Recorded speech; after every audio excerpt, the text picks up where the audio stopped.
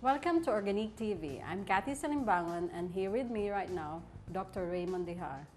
Doc, good day, Doc, and thank you very much for coming over. And ang topic natin ngayon, Doc, is diabetes, Doc. So hopefully with your expertise, ma-explain natin sa mga viewers natin kung ano talaga itong diabetes. Thank you so much again, Kathy. It's nice to be back. I'm excited to again share my thoughts with regards to this amazing and interesting topic about diabetes. Si Doc Mondihar po ay galing sa States. Yung practice po niya is really into holistic care. So, with your expertise, Doc, I hope you can enlighten our mind. So, what caused diabetes, Doc? There's a lot of actually misconceptions and mga theories about diabetes. And in fact, karamihan sa atin, we just understand on one aspect of diabetes. Tinatawag natin yung inherited or tinatawag natin yung type 1 diabetes. Actually, there are two different forms of diabetes, yung type 1 at type 2 po. Yung type 1 is tinatawag natin, they associate this with juvenile onset, or majority of this is being inherited. No? With the type 2 diabetes naman, it's what we call adult onset. It's very common with at the age of 20 and above. With type 1 diabetes is caused by, itinatawag natin yung pancreas is not producing any insulin. Insulin po yung isang hormones na nagfa-facilitate po yung mga kinakain natin like glucose, na it would act as a transport system na yung kinakain natin would go into the cells to make energy. Yun ang problema. Pero Doc, ano po yung cause for pancreas not to secrete insulin?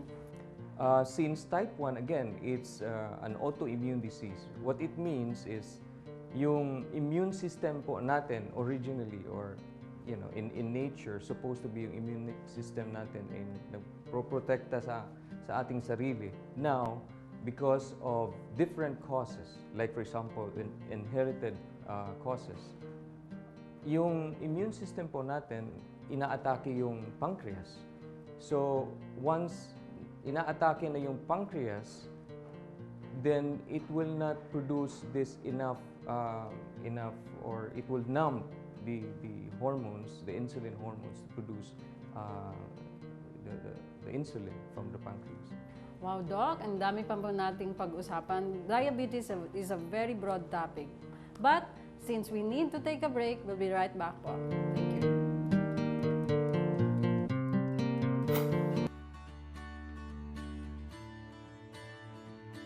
I'm Danny Batuigas. Ang word ko po ay isa akong entertainment writer. Nalaman ko nung magkaroon ako ng diabetes. Nung nag-start ako na pag naiihi ako, nilalanggam na ihi ko. Timely naman nung magpa-check up ako, sobrang taas na pala ng blood sugar ko. Nung nag-try na ako ng organic, as I berry, marami na akong naramdaman sa katawan ko na pagbabago. Pagbabago sa sakit ko, pagbabago sa pakiramdam ko, pagbabago sa lakas ng katawan ko. After 3 bottles na ininom ko, nung umalik ako sa doktor, bumaba lahat ng high blood ko. Nagdo-normalize. Tapos yung creatinine, para sa kidney ko, talagang bumababa. Maniwala ka lang sa organic. Ando doon na lahat.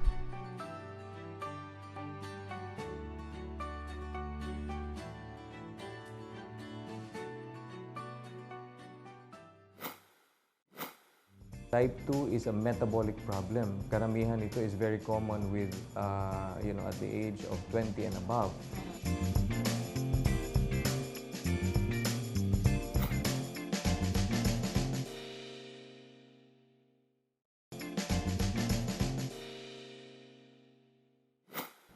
Mga kaibigan, nandito po ako with Dr. Raymond Dihar, and we're talking about diabetes. So Doc, paano po natin malaman kung yung anak natin may type 1 diabetes, Doc? Malalaman po natin if ever yung mga anak natin na merong high risk of diabetes. Like for example, yung type 1, sinasabi nga natin, it's an inherited autoimmune disease. Like if the parents are nagkakaroon po ng type 1 diabetes, malaking percentage So, parang hereditary, Doc. hereditary. Oh, So, yan. there are actually two ways. If we are concerned on that, merong sa mga specialista po dito, tinatawag natin sa mga bata, pediatric endocrinologist. Clinical evaluation po, tsaka laboratory evaluation. So, meron pong mga procedures dyan. Clinical evaluation, like for example, yung mga bata po natin, madali silang nagugutom, no? Easily gets hungry, or thirsty. And then or naiihi. naiihi po. Yeah, Yeah. totoo po So yan. they go to the toilet oftentimes. Oftentimes, although we have to evaluate din po kasi yung mga bata, yung merong mga bata na malakas ding uminom kasi they play a lot. So really, it takes a specialist to evaluate this, both again clinically and and likewise with laboratory evaluation. So meaning po, yung blood test and then urine test. Blood test at saka urine test po. So, that's why tayong mga mama, we have to be also observant sa mga anak natin. Hindi lang natin, kung may reklamo yung mga anak natin, hindi lang natin i-brush off. But we'll try to observe. And then, we have so many pediatric, mga endocrinologists. So, yan po. Another thing, Doc, ano po yung ibang type ng diabetes? Yung napag-usapan natin kanina, type 1, yung pangalawang type is the type 2. Ito naman is different. Type 2 is a metabolic problem. Karamihan ito is very common with, at the age of 20 and above. In fact, very common sa not just sa mga babae, sa lalaki, at the age of 40 to 64, these are the age of premenopausal or pre-andropausal to andropausal and menopausal times. No? So, ano pong mangyari pag premenopausal? What happens to your hormone? Why does it trigger diabetes? Yes, it's very interesting kasi yung dynamics ng katawan natin is a very complex po. It involves so many things. The complexity, totoo po yun. If there is already inefficiency and imbalance in the production of hormones, at the same time in metabolism, nagkakaroon po ng cascade of different diseases po yung katawan natin. One of these is diabetes. So I think it's safe to say, Doc, na prevention, ang type 2 diabetes can be prevented early, no? Yes. Like at the age of even teenagers, no? They start eating healthy, they start exercising, walang vices, di ba, Doc? Yes. Oo. So that's a good news for us. And then, ano po yung mga approach po or mga ibang signs and symptoms sa type 2 diabetes? Karamihan din yung sudden loss of weight, no? Aside Yun from ba, Doc? Akala ko gain weight. No, yung initial niyan is a transient increase in weight but ultimately nagkakaroon siya. Kasi diabetes, kung sa totoo at the cellular level, it's nothing but a nutrient deficiency. Wala pong pagkain yung cells. Oo. So magiging deficient yung katawan. In fact, yung misinterpretation noon na if yung going back sa mga bata natin na if our children are a little bit overweight, magandang tignan, pero malnutrition is not just yung they are thin and slim, but malnutrition is also with obese and overweight individuals. Kasi I have talked to yung food scientist po sa States, no? And then, I really ask myself, kasi there come to a point na I really need supplement. Yung practice ko kasi, nag-nurse ako and parang stressful talaga. So, I asked the food scientist, bakit kailangan natin ng supplement?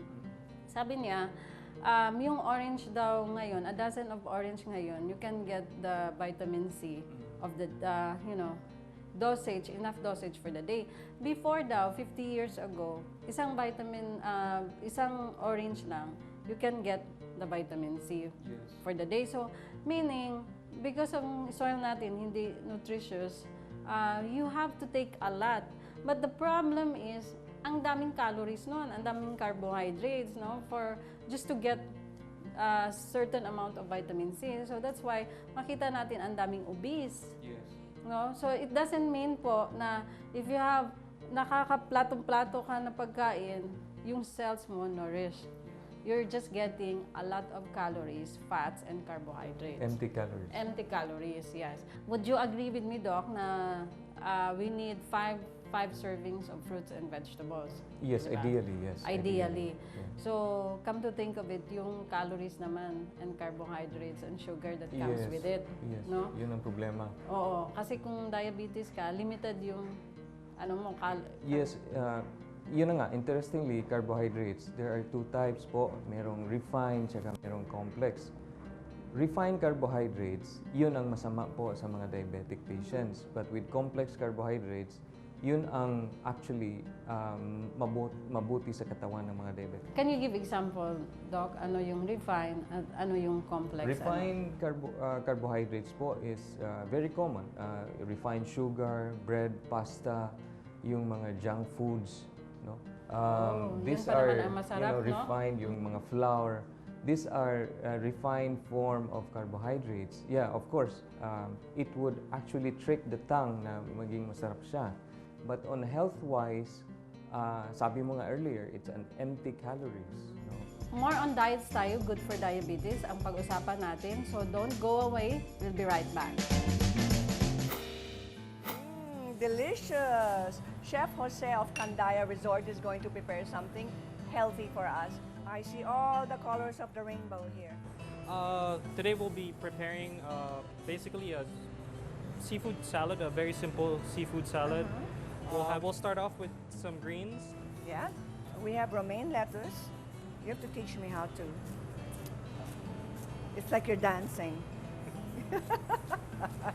Do you have to be happy when you're preparing something? Oh, you you're need to be. cooking? You need to be very Yeah. happy. Yeah. It shows in your food.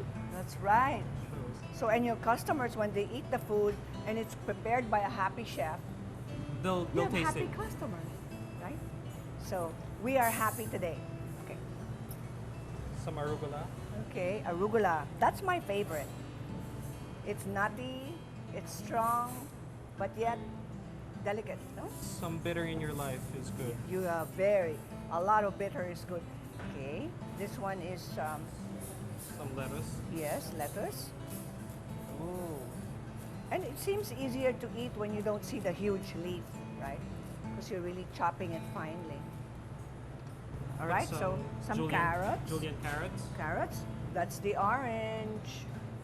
That's high in vitamin A, beta carotene, right? We'll start off with some vanilla.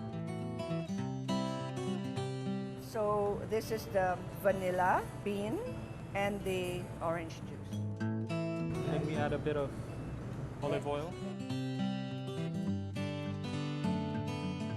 Just plate it up. It's so nice the way you present it. These are just orange segments. Yes. What if there's no orange? Is there a substitute? Oh, I see the substitute. You can definitely do mangoes. Mangoes from Cebu. The best. It's so pretty, chef, what you're doing. Looks like a flower. The orange gives it acidity, right? The vegetables are alkaline. And then you have the protein. The protein. Yeah. And for the jewel in the crown, We'll be drizzling it with organic acai. Yummy. Now you have complete the colors colors are of the complete. rainbow. You can call it a rainbow salad. That looks really nice, chef. Beautiful.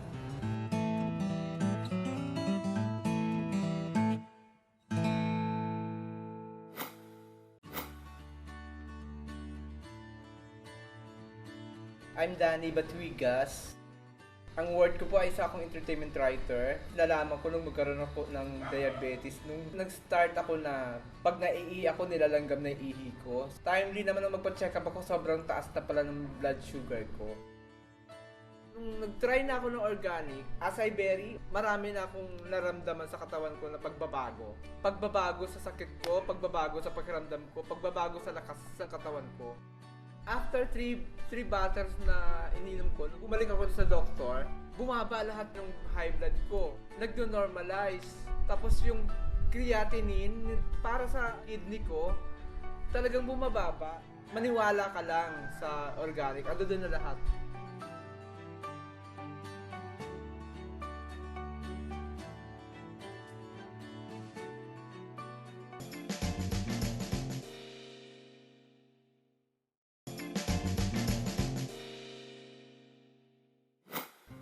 Mga kaibigan, nandito po ako with Dr. Raymond Dihar and we're talking about diabetes. So Doc, balikan po natin yung sa prutas, Doc. Ano po yung mga kakainin natin na talagang makakatulong to prevent diabetes? Hindi lang sa prutas, at the same time yung in general yung complex carbohydrates, vegetables and fruits. Then the compact nutrients po na nasa prutas at vegetables, it would help us at least prevent na magkakaroon po tayo ng diabetes. Somehow, ito yung tandaan natin, hindi lang diabetes, hypertension, any of these chronic diseases starts with chronic inflammatory process. Ito yung tinatarget po ng fruits and vegetables, yung mga tinatawag nating components na merong antioxidants. This would carve or modulate inflammatory process.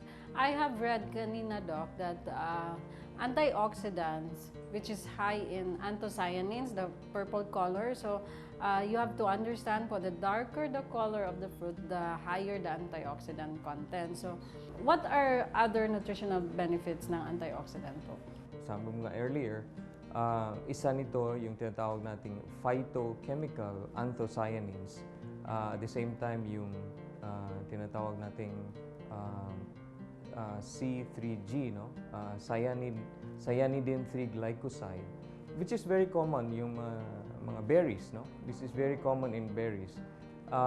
The properties with these types of fruits, hindi lang antioxidant. Ang maganda po dito, it has also an anti-inflammatory, anti-aging benefits po. When scientists really dig into the components of acai, they were astounded because there are more than what they've expected, more than the antioxidant properties. Sabi ko nga, anti-inflammatory, anti-aging. What makes acai an anti-aging is because of the different compact nutrients, the minerals, the vitamins, the array of amino acids and essential fatty acids. These are a combination. It becomes a synergy now to prevent and achieve optimal health.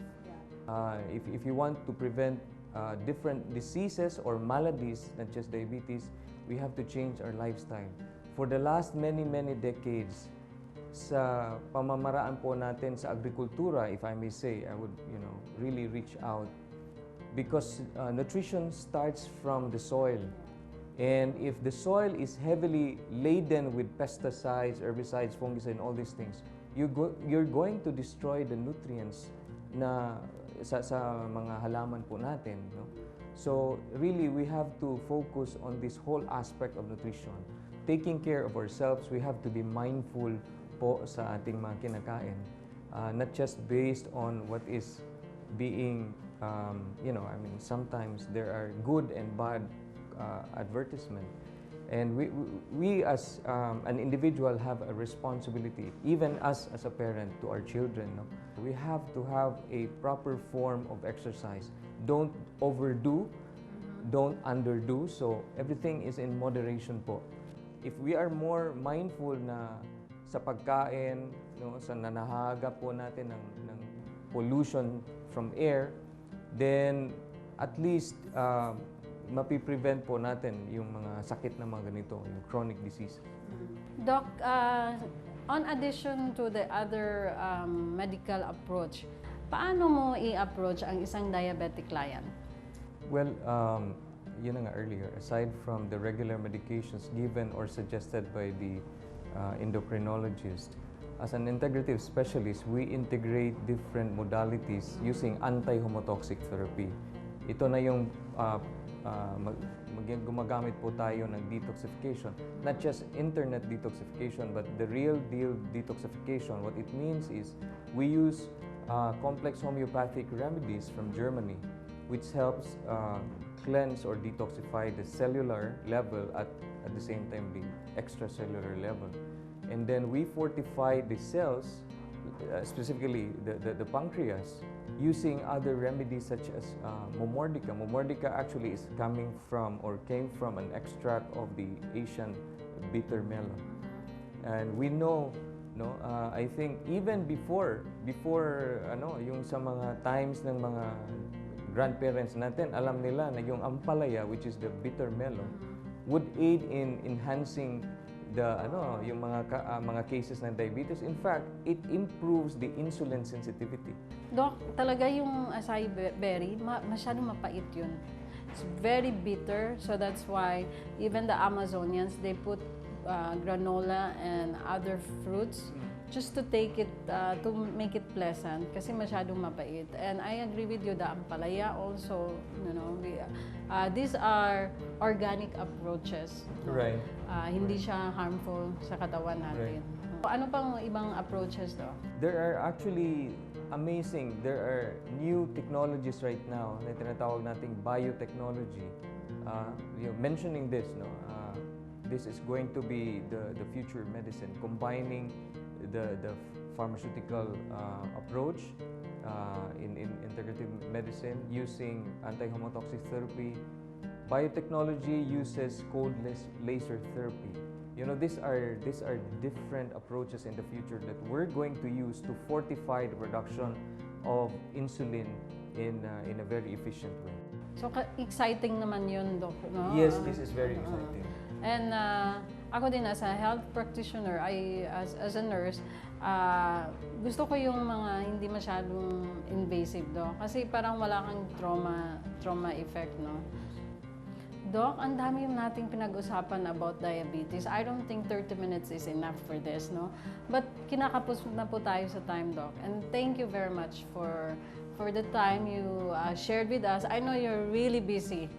So, we really appreciate your time, Doc. Thank you so much again, Kathy. Likewise, it's a pleasure. Maraming salamat po sa lahat ng sponsors natin. Until next week, I'm Kathy Salimbangon. Thank you and God bless.